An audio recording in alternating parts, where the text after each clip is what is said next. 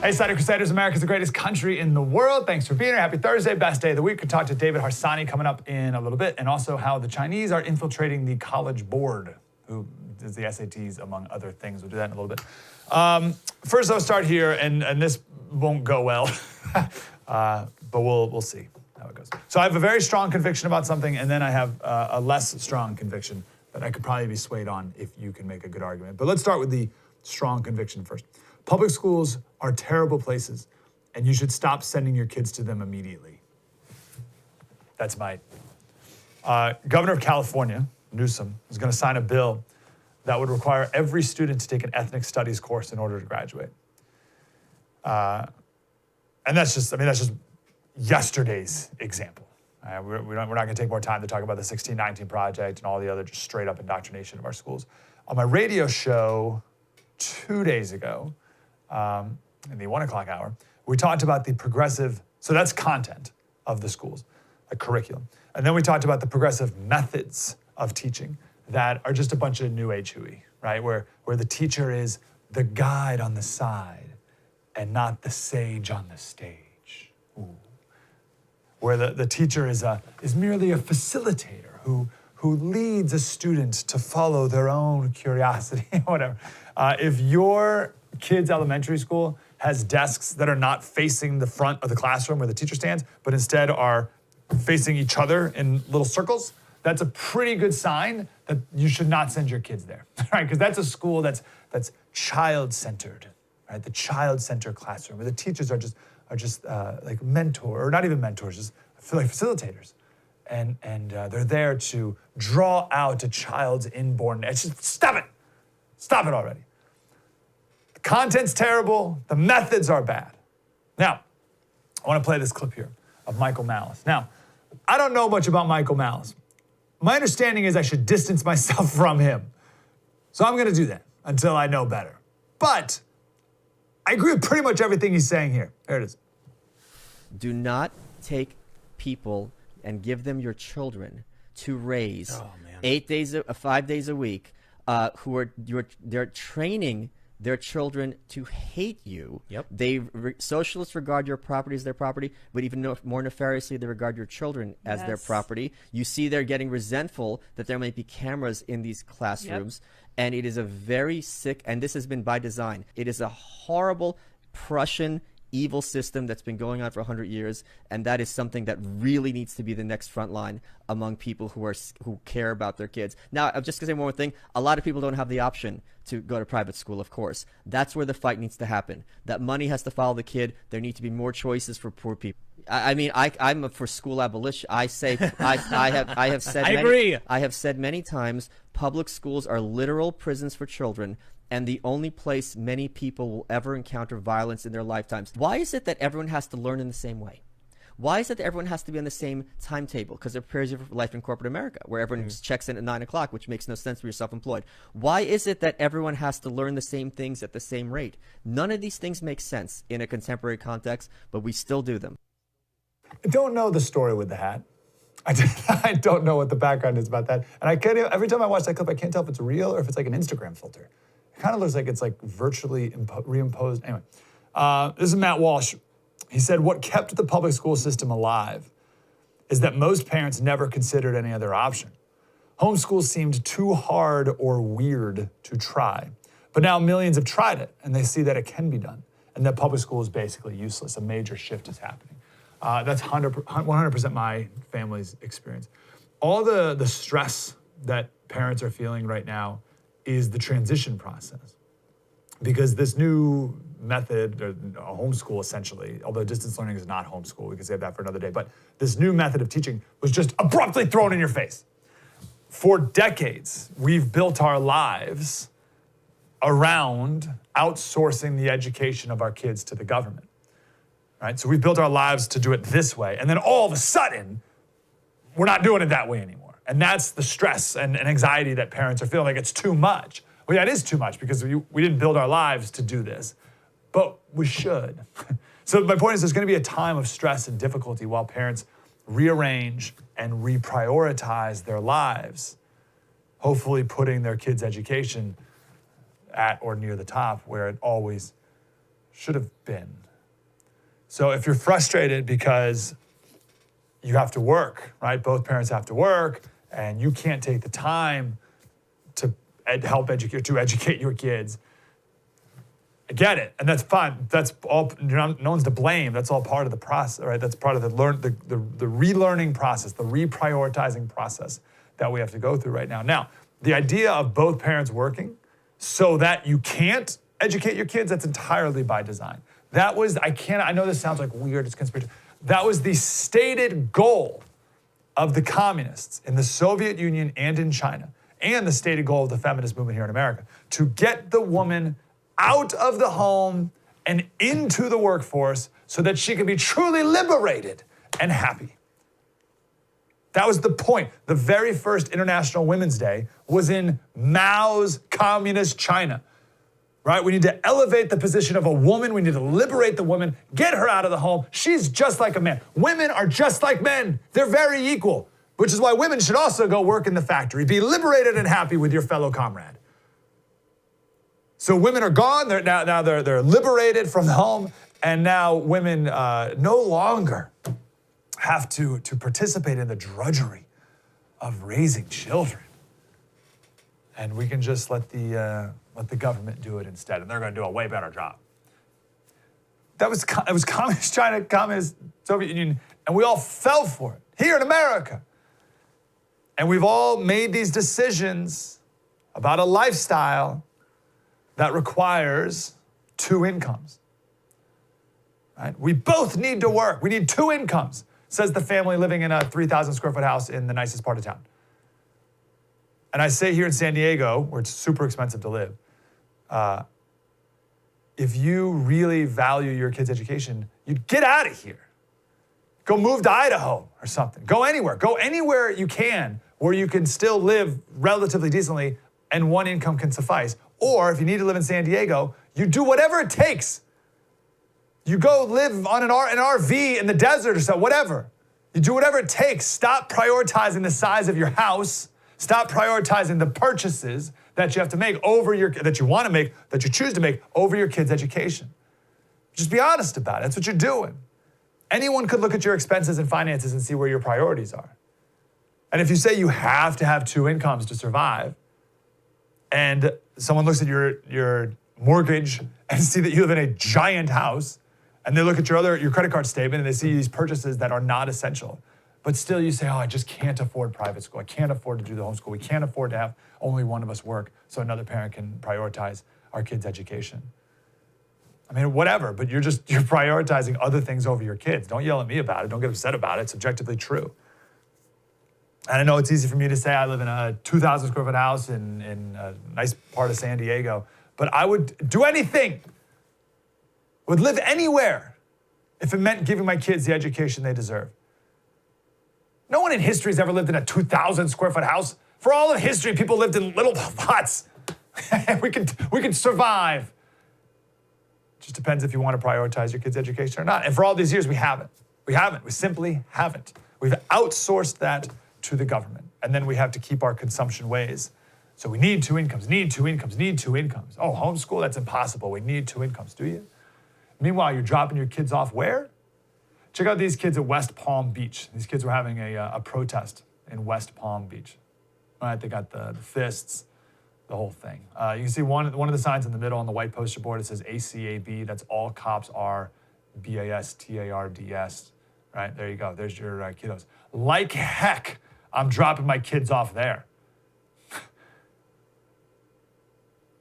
All right, that's my conviction. I'm gonna come back with the medium conviction. We'll see if you can sway me on my next point. True story. Mike Slater, spread the word.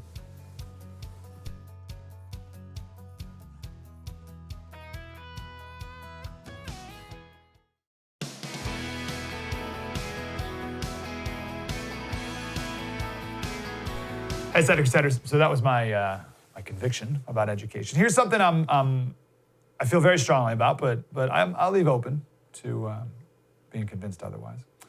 I see a lot of parents very, very concerned about their kids not getting enough socialization because schools are closed and whatever else is going on. Or their reason against homeschooling is my kids need to be socialized. They need more socialization. And it's an understandable concern. I get it. But I'd like to argue that it's a overblown concern, or it shouldn't be a concern, or there's easy ways around the concern, perhaps is a good way of saying it. Now, I should note my oldest kid's almost 4. And I think age does matter here. I mean, every kid's different and ages are different too. Perhaps there's like a sliding scale where the older you get towards 18, the more socialization is necessary. And maybe it's less important when they're like 4, where my kid is. But I don't even know if that's true, because people all the time ask me if Jack is going to preschool. And I say, no. And every time they say, oh, but he needs to be socialized. It's so important that he gets socialized. No, he's 4. I mentioned this in passing the other day on the radio, and someone sent me a note and with this great line. And obviously, this is a homeschool mom. And she said, I always say, I want my kids civilized, not socialized. And that's exactly it. Kids need to spend more time with their parents. Kids need to spend more time with adults, not around a bunch of other gremlins. Because the question is, socialized to what, right? When people say, oh, your kids need to be more socialized. Socialized to what? If your kid's 4 or whatever, younger than that, daycare or preschool, why is being around 20 or 30 other 4-year-olds important to their development? All I see when I see a group of 4-year-olds is kicking and screaming and running around and throwing tantrums. So I want my kids socialized into that? I don't think so. And I think the same is true when you're in high school, right? Socialization. What does socialization in high school mean? Sex, drugs, all these other bad things. Oh, Slater, you want to shield your kids from every bad thing possible. Just lock them in a cage. Come on. Maybe we haven't mentioned it here, but my overarching parenting philosophy is do not prepare the way for the child, prepare the child for the way. But there's a way to do that without throwing them in the snake's pit. My point is, let's be creative and thoughtful and intentional. There are infinite ways to socialize your kids other than throwing them into that snake pit of daycare, preschool, or 1,000-student high school. Got this note yesterday, or a tweet. Daniel told me, he said, in my opinion, a group of 100 people of diverse ages and backgrounds, like a church, has a much better influence on the development of a child than being with 500 kids of the same age. I think that's right. We think socialization has to be with peers. And when I think that, and obviously there's a point that's good, right? I'm not saying it's necessarily bad, but I think it can go way too far. And the problem really comes in when we think that's the only thing that matters. The kids need to be around their peers all the time, constantly. And the more peers, the better. And that's like, no, kids need to be around adults. He said, socialization is critical to brain development. Of course, however, there's definitely a point of diminishing returns where that number's too large. And rather than getting healthy socialization, the child suffers. So my son just started jujitsu. It was his second class was yesterday. So like he's a jujitsu expert. But he's learning all the things he would learn in a preschool that are important. He's learning how to sit still, how to make eye contact with the instructor, how to obey and follow instructions clearly, how to interact with other kids properly, how to shake hands when they're done with their sparring. It's all there with like 6 kids. There were six toddlers, 6 4-year-olds in the class yesterday. That was it. They didn't need 20 for 6 hours. It was 6 for 30 minutes. And there were some older kids there too who were helping with the whole thing. So there was socialization with the older kids. It was great. Now, I think there's a lot of anxiety here because with older kids, especially because you as a parent, you want what's best for your kid, obviously. And you imagine them like they need to socialize in the same setting that you did when you were in high school, with crowded hallways and pep rallies and hanging out under the bleachers or whatever you do. I think of like Grease when I think of. But anyway, whatever you did in high school, you think like your kids need to do the same thing. By the way, most people's memories of high school are not great.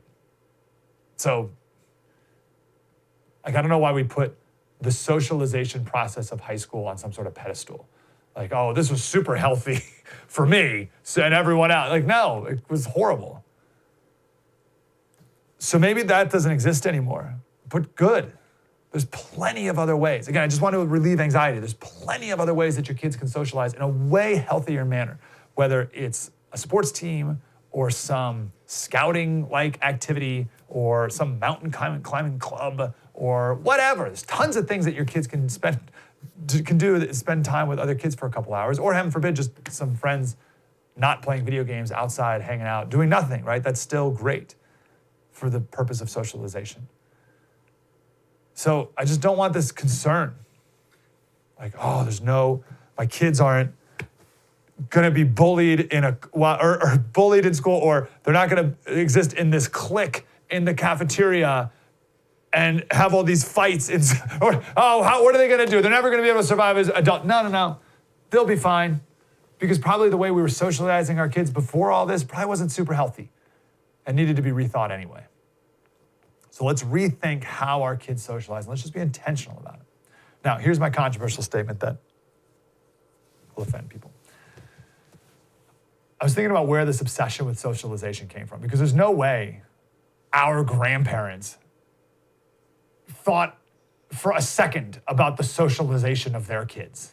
I mean, like, there's no way in our World War II generation was like, how is little Johnny gonna be socialized? So this is like a new concern, the idea of socializing our kids. So where did it come from? And here's where I think it came from.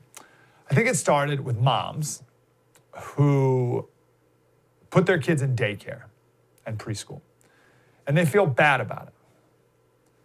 They don't want to. But these young women have been lied to their entire lives, and they believe that they have to work in order to find fulfillment and happiness. So they went to college, took on, I know pre-med and pre-law women who have hundreds of thousands of dollars of student debt.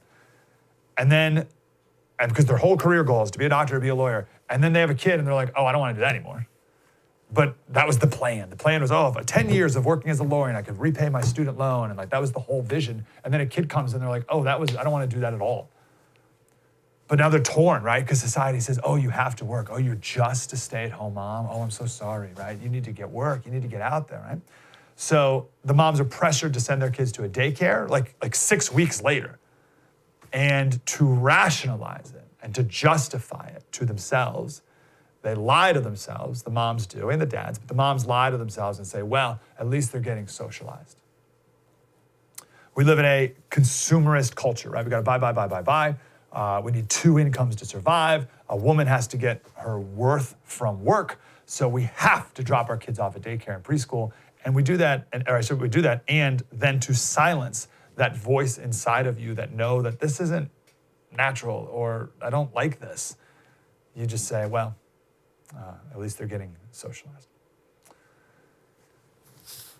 I gotta go. Listen to that voice inside of you and reprioritize your kids. Fight the culture. Fight back against the culture. All right, we'll take a break. I want to come back and talk about how China has infiltrated the College Board, which is bizarre. And then we'll talk with David Harsanyi coming up about what our special is going to be about tomorrow. The left's hoax machines, all coming up. True story. Mike Slater, spread the word.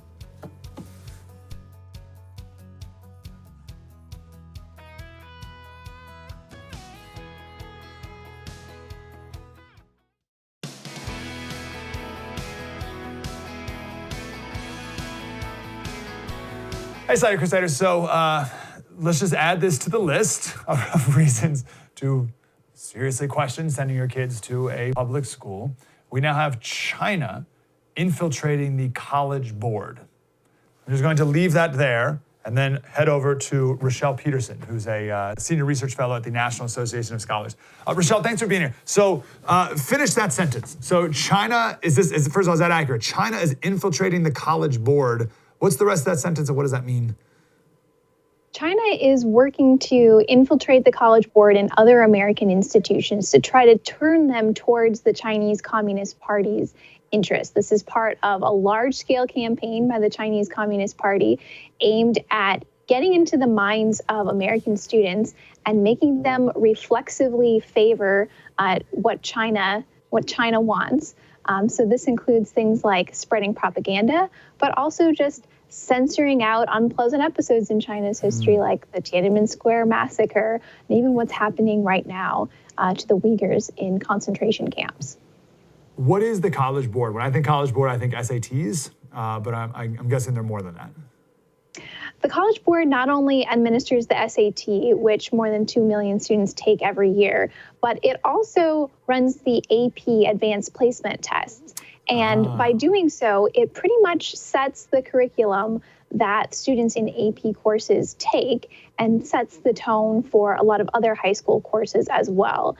In addition, the College Board has been encouraging elementary schools to sign up for programs sponsored by the Chinese Communist government.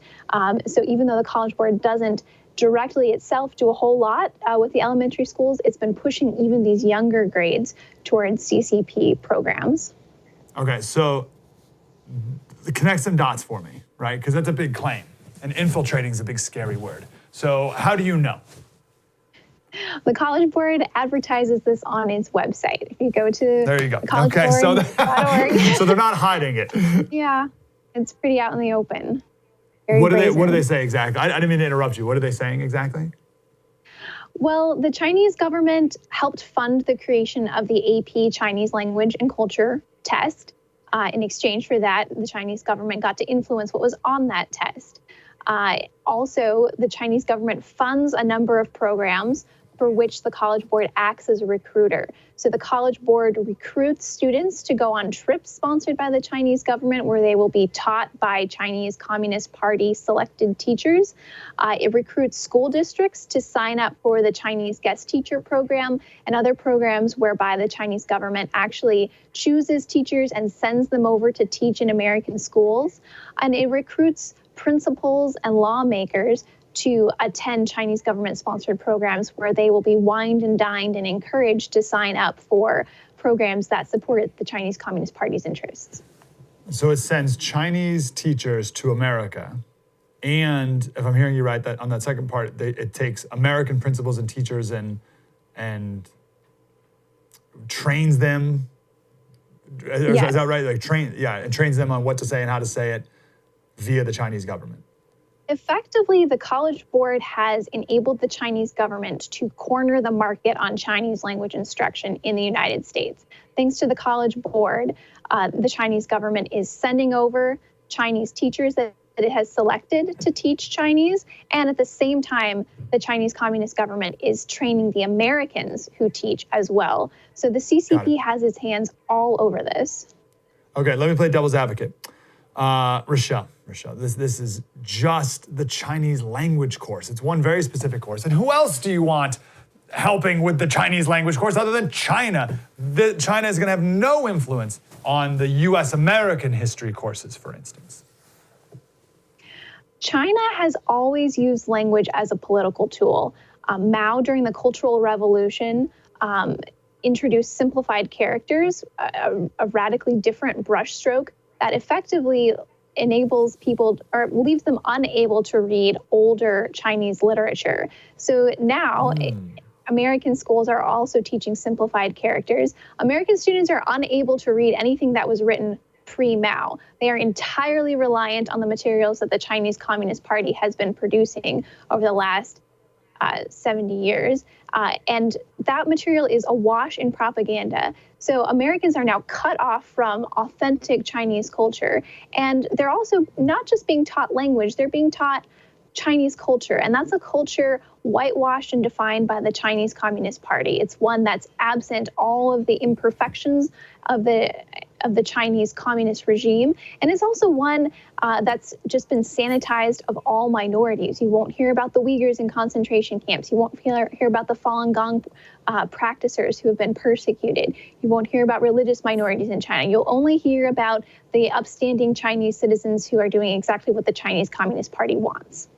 Yeah. Would you say, though, that this is siloed inside of this one particular course, or do you think it will infiltrate into other courses as well? It will influence other courses as well, in particular because the CCP, working with the College Board, has been targeting not just teachers, but also principals. So principals are going on these trips to China, and that is going to have a huge influence over the rest of the elementary school. In addition, many of these teachers teachers coming from China are not just teaching language. Many of them are also teaching in immersion classes where students are learning all of their subjects in Chinese. This gives the Chinese teacher an immense capacity to sway the students' minds on subjects like history or social studies, where the CCP definitely has a line it wants to push. How much money are we talking about? We're talking about millions of dollars. The funding for the AP Chinese language course alone ran about $700,000 just from the Chinese government, and millions of dollars to run these other programs for K-12 schools on an annual basis. What's the role of Confucius and how they're teaching Confucianism, and what's Mao's or the current Chinese government's view on Confucius? Well, that's a great question, because Mao sought to eradicate Confucianism and pretty much destroyed many of the relics and the traditional sites associated with that. Xi Jinping has been trying to use Confucius as a tool for the Chinese Communist Party, and China has been operating Confucius institutes and Confucius classrooms that teach Chinese language and culture according to Chinese Communist Party principles. And it's a little bit of a misnomer. These institutes don't really teach about Confucius. It's mostly just a name. It's a name that is meant to sound familiar and inviting to Americans. Confucius is something we recognize about China almost instinctively. But really, these institutes and programs are teaching, again, Chinese language and culture according to the CCP's definition. And this is what the College Board is helping to co-sponsor as well, Confucius Institutes and Confucius classrooms. Yeah, that makes so much sense about Confucius. Like, I always say if I'm on the radio or here, and I quote Socrates or Aristotle or Homer, then I'm just like a genius. If I quote Jesus, it's like, oh, what a weirdo. And it's similar like with Confucius, right? If you say Confucius, oh, Confucius said, oh, wow, you got to listen to that. It's Confucius who said, hey, it's Confucius for some reason is a great, and same thing with Genghis Khan. You go to the dining hall at the mall and there's like Genghis Khan is like the name of the restaurant or whatever. It's like, oh, he murdered like everyone. So it's weird that Genghis Khan and Confucius have such great PR in America today. And clearly the Chinese know that and are using that as cover. Is that what you're saying? Exactly. It's just a name that provides cover. And in fact, just a couple weeks ago, the State Department labeled the Confucius Institute U.S. Center as a foreign mission of China. And Secretary of State Mike Pompeo said it was exerting, quote, malign influence over K-12 education. So this is something that the highest levels of our government are starting to really take seriously. And parents, local leaders, others should take this extremely seriously as well. Okay, well, this kind of touches on what I was going to say, Rachelle. Like, so listen, we just did a half an hour on our public school system, how they're terrible, and we spend so much time on it. For some reason, there's still like a little bit of me, I'll just be honest, it's like, oh, this sounds a little conspiratorial. Or like, well, maybe it's not as bad as it seems. Speak to that. Well, we do have Secretary of State on record saying they're exerting malign influence. We have FBI Director Christopher Wray testifying before the U.S. Senate saying that every day they see evidence of espionage coming from colleges and universities with Confucius institutes. We have students and others coming forward with evidence of propaganda that they've been taught. We have Chinese students studying in the U.S. who thinking that they are going to come to America and finally enjoy freedom of thought and freedom of speech, now find that they're under constant surveillance from Chinese authorities sent over to the Confucius Institute, reporting on their every move back in China, visiting their parents if they don't say the right thing in class. We have the Chinese government actively encroaching on our colleges and universities and our K-12 schools.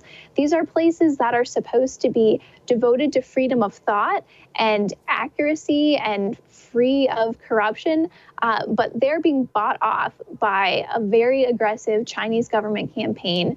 China has made it an effort to influence the West from its own institutions inside out, and it has been very effective to date. Wow. Okay. Last question, Rachelle. What do we do, and where can we learn more? NAS.org/Confucius Institutes is where you can learn more. We've got a number of research reports and shorter research articles that you can look at. We also have a toolkit that average citizens can use to help get rid of a Confucius Institute or Confucius classroom. Now that the nation is paying attention to this, they are starting to close. We have now 54 colleges and universities that have canceled their Confucius Institutes. But in addition to pulling out of these partnerships, stereotypes. We need to create alternatives. We need to create an alternative to the AP Chinese language and culture test. We need alternatives that will train American students to teach Chinese language. But in the short term, what we need to do is just put a full stop to what the Chinese government has done. We need to pull out of these programs. Parents need to stop sending their children to these programs. We need to nip this right now before China goes even further. Wow, am I grateful for you. Rachelle Peterson, National Association of Scholars. Fantastic. Thanks, Rachelle. nas.org/Confucius Institutes, is that right? Yes. All right, nas.org. Thanks, Rachelle. My pleasure. Superb, true story. Mike Slater, spread the word.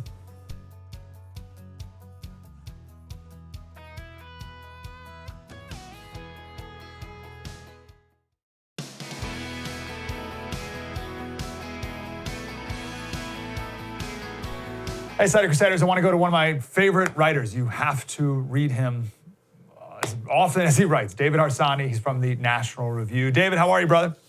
I'm well, how are you? Good, I'm grateful you're here. Tomorrow, we're doing a special all about hoaxes. And we're just doing a little recap of the last 4 years of some of these things. And the psychology of it. We're gonna talk about confirmation bias, et cetera, et cetera. What's one of your favorite hoaxes? When I say hoaxes of the last 4 years, what's the first thing that pops into your head? Well, I would say that the most effective and the hoax I'd call with the most impact was the Russia collusion hoax. But the idea that I think it's 67% of Democrats, the last poll I saw, believed that the Russians had actually infiltrated voting systems and altered the votes of people. I think that that's the most dangerous of all the hoaxes that we've encountered. And it was initially, I didn't think it was a hoax. I thought that the media had simply been misled. But now looking back at how the coverage of that played out, I think it was a hoax. Made up by who? Or was it just sort of like organically created? I think it's complicated, but I think that people who wanted to delegitimize the president because they believed within the executive branch, who wanted to delegitimize the president because they thought the American people had made a mistake, kind of spark this idea and this hysteria and this moral panic over Russia. I don't know if hoax is the right word, maybe, but I think it's just as bad as a hoax. What's so wild about, I keep hearing about Russia still today. What has Trump done anything that's pro-Russia? And has Trump proven himself to be a Putin lapdog in the last 4 years? I don't think policy-wise he has. I think policy-wise he's been as tough, if not tougher, than the Obama administration was on Russia. And sometimes, I think because he wants to make deals, or maybe because he sort of respects people who are strongmen, I guess, a little too easily. I think that he speaks about Putin in a way that perhaps he shouldn't. But I don't think policy-wise he's done anything that helps Russia any more than any other administration. You brought up the effort to delegitimize the election, and that was certainly the driving motivation in 2016, but at least the Democrats went to the inauguration, and there was he did win was still, I guess, their working conclusion. I'm worried that in 2020 they won't even accept that. Are you as doomsday as I am about what's going to happen on November 3rd? Oh yeah, I think it's going to be a disaster because you have, frankly, neither side, it seems to me, are going to, accept that the election was legitimate and there wasn't cheating. But there's this growing idea on the left and this growing acceptance that winning the electoral college simply isn't enough, right? That you have to win the popular vote as well, which, I hate to break the news to people, but you can't win because it doesn't exist. People don't run for the popular vote. You can't win it or lose it. If Donald Trump ran a campaign for the popular vote, it would look very different, and you'd have very different numbers of pure, direct democracy, which is, of course, a dangerous idea that the founders avoided over and over again. But somehow now it's the only way to win a legitimate election. I mean, that is just. It's corrosive because more and more people believe it, and now winning an election isn't enough. You have to win some imaginary popular vote. I think it's a big problem. Yeah. So you wrote a book a couple years back, The People Have Spoken and They're Wrong, The Case Against Democracy. That's not popular. So I'm sure a vast, vast majority of kids, certainly kids, if not adults too, would say we live in a democracy and democracy is good. And you're making the case against it. Why? Well, I think that democracy has taken on it's become shorthand for the things that we like in a free country. But when you really think about it, democracy is only a vessel for our ideas, and it could be as bad or as good as the people who are in the nation voting. So if most people want to do bad things, then democracy would not be good. So I don't think people love democracy as much as they think. But more than that, I came to this at a very young age, and mostly because of music. I'm sort of a music snob. So I used to think if everyone likes something, it can't really be that good, right? So most people don't always make the right decisions. Most people in the moment don't make the right decisions. I'll give you a quick example. Everyone is against the Iraq war now, but at the time, 67 or whatever it was % of people were for it. So people change their mind, they're fickle, and so on. But more than that, I think people confuse democracy and freedom and liberalism, small L, real liberalism. Democracy corrodes freedom quite often. Democracy undermines the rights of minorities often. Jim Crow laws were voted for. Most people in the South were probably fine with them. So democracy, in essence, my book is about how having democracy, which not just in politics, but just in general, having mobs of people believing in something and reinforcing those beliefs and undermining the minority opinions and trying to shut them down quite often is what you see nowadays is dangerous. So I'm not a fan of democracy in general. It's not to say democracy can't yield good results. It does quite often, but in and of itself, just democracy, small d, can be just as corrosive as any other system. I love the line that people don't like democracy as much as they think they do, especially if they'd be the victims of it. Why do you think how did our founding fathers have the wisdom to not have a pure democracy, especially because they were coming out of a monarchy? So I think in our two-dimensional world, we would think monarchy on one extreme, democracy on the other, right? So they'd swing the pendulum from the king to the democracy. But how were our founding fathers wise enough to not do that?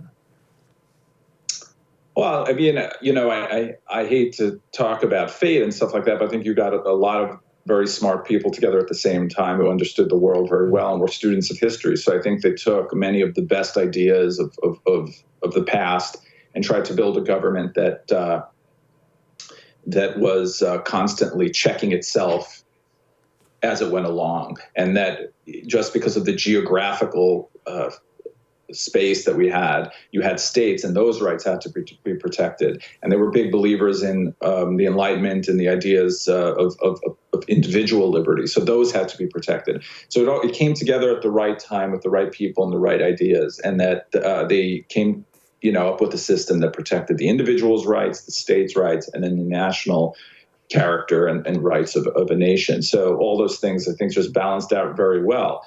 And though today it seems many people think those ideas are antiquated, I think that they're universal ideas that work very well and don't inhibit us from doing modern and contemporary things. They just protect the rights of people to do and be the way they want to be and live the way they want to live.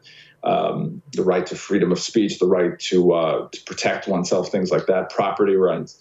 Unfortunately, I think all those things are under attack in many ways because I think we have it so good right now that people don't really, I think, know how good they have it. I feel like an old man shouting at the clouds, yelling at the clouds when I say things like that. It's probably what they said 20, 30, 40 years ago. But I really think now we always used to have a sort of, even if it was just rhetoric, right? We would rally around the flag or the Constitution and say, you're the one who's not protecting it. You're the one who's not protecting it. But now you have a lot of people who just think the ideas in the Constitution are antiquated and need to be shelved. And that's, I think, a big problem for the country moving forward. Let me, if I can push on you on that for a second, because I think that's so true. We have it. Things have never been better. Just by every objective measurement possible. Things have never. I read that someone made the point on Twitter the other day that they were reading their war correspondence from their grandparents, right? And never in any of the letters was anyone like, hey man, 1942, this is a real crap year, isn't it? But like all we hear about is like, oh, 2020, it's the worst. It's the worst. Everyone's complaining nonstop all the time. What's the ramification of that when we get so pampered or comfortable, or what's the right word there? Well, I've actually written about this a lot, and it's not a popular thing to say today. People want to hear how bad it is. But like you mentioned, by any quantifiable measure, people are better off today than ever. So a person who's on Twitter, saying we need socialism and America is the most racist place on earth, is living the better life than, on average, than anyone has ever lived on earth ever, right? So they have everything. It is true. I mean, they have a... Yeah. They have a supercomputer in their pocket. Like even just in my lifetime, what I saw as a little kid in the 70s compared to now. Yeah, I mean, it's just an amazing jump in technology and freedom and all of those things. So I don't know if I'd say they're pampered. I think that people just listen, and you can't expect people to sit there and say, wow, the Great Depression was terrible. I should be really happy, with what I have. So I get that part of it, but I think some perspective have to have some perspective about the world. I read a lot of ancient history. I mean, people would be in their village, right? Someone would appear and they'd just kill everyone in the village or sell them off to slavery. I mean, life was horrible most of the time for most people until very recently. What happens when we don't have that proper perspective? I think we start embracing very stupid ideas that didn't work in the past. I mean, that's one of the things, you hear a lot, and, you hear a lot about socialism and Marx. These are Marxists, and they have very bad ideas that have hurt a lot of people in the past, and they don't know about that. Or you see in polls, people simply don't understand the past. And it's sort of a cliche to say you relive it when you don't understand it. I think that a lot of educated people are also have terrible ideas. So it's not like just education, but it's a problem when you don't appreciate what you have and how good you have it, because you think things are so bad that you want to change what works as well as what doesn't. Oh, yeah. Yeah, good line. Yeah, that's good. I got like 3 minutes, sir. You're always generous with your time, but I want to jump over to peace in the Middle East. We broke down a lot of this yesterday, so we don't have to do details, but just big picture. How is Jared Kushner able to, like what? Like we've had 50 plus years of people trying to do this, the experts, and then Jared Kushner? I mean, first of all, do you believe he had a leading dramatic role? And if so, what was he able to bring to the table that no one else in the past was? Well, I mean, he took advantage of a situation that the Obama administration helped create by coddling Iran and coddling the PLO and Hamas and Palestinian leadership. And he brought together the Gulf states and Israel. I don't think he had some kind of huge leading role, but people forget it's not like Jimmy Carter had a leading role in bringing Egypt and Israel together either. He came in at the last minute. It's not like Clinton had a huge role bringing Jordan and Israel together either. These are usually forged by the people involved, on the ground right there. But it does change the equation in a lot of ways because it no longer, foreign policy in the Middle East is no longer conducted through the prism of Palestinian grievances. It is now, we can circumvent that. Everything John Kerry has said about the Middle East and how the Palestinian state has to exist as a precondition for peace between any Arab nation and Israel really is bogus. We see that now. So it's a huge shift in the Middle East, and it won't matter if Biden comes back and starts doing the things that Obama did, because there's an alliance now between Gulf states and Israel, and it's probably deeper than people even realize. It's not all on the surface. You have Saudi Arabia and others who are probably working with Israel quite deeply already.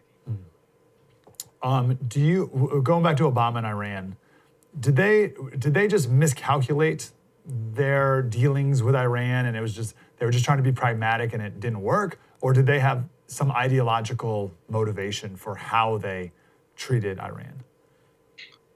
I mean, I can't bore into their souls, but I think that's a little of both. I mean, I think they thought they were doing the right thing for peace. I'm not going to put bad intentions on it, but I think a lot of it's driven by ideology as well. They don't like Israel. A lot of people in that government did not like that Israel was as powerful as it was, and I think it wanted to balance that power out by lifting up Iran, and as well as against the Gulf states. I think it was a tragic mistake in many ways, but in many ways we see now when you see Arab and Israeli alliances, it's not all bad. But I mean, that certainly wasn't what they were hoping for. I think that think that their values were misplaced in the Middle East. And I think that they've been proven wrong, and their values are wrong. And hopefully there'll be more peace now because of what they did. Yeah. Last question for you.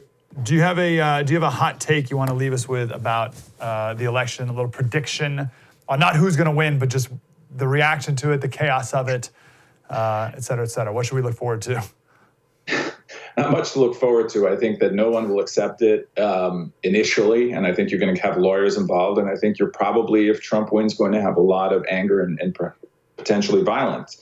And I think that a lot of people are actually kind of threatening that kind of result. I'm not saying that they're going to participate in the violence, but they keep warning us if one of the candidates wins, half the country won't accept it.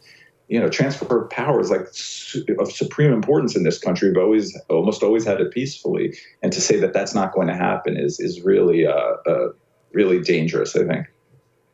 David Harsanyi, National Review. Read everything he writes, and then check out. He's got a couple books. His second, not most recent, one before that is "The People Have Spoken, and They Are Wrong: in the Case Against Democracy." I think that's extra relevant right now, even. David, always wonderful to talk to you, sir. Thank you.